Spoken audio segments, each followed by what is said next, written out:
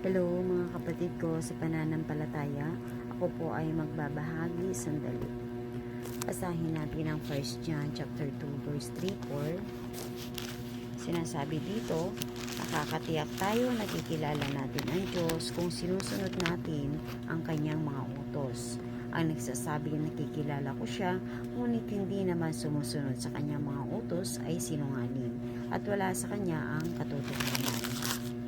Alam niyo mga kapatid, hanggat hindi natin na-encounter ang pag-ibig ng Diyos, ay di mo siya makikilala. Marami ang nagsasabing kilala niya ang Diyos, ngunit sa kabila nito, siya ay namumuhay pa rin sa kasalanan. Paano mo masasabi ngayon na kilala mo ang Diyos? Sapagkat ang nakakilala lamang sa Diyos ay yaong mga taong hindi na namumuhay sa pagkakasala.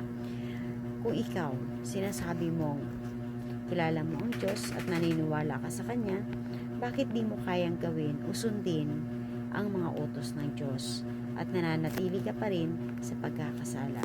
Yun lang po mga kapatid. Sana po ay may naunawaan tayo at may natutunan.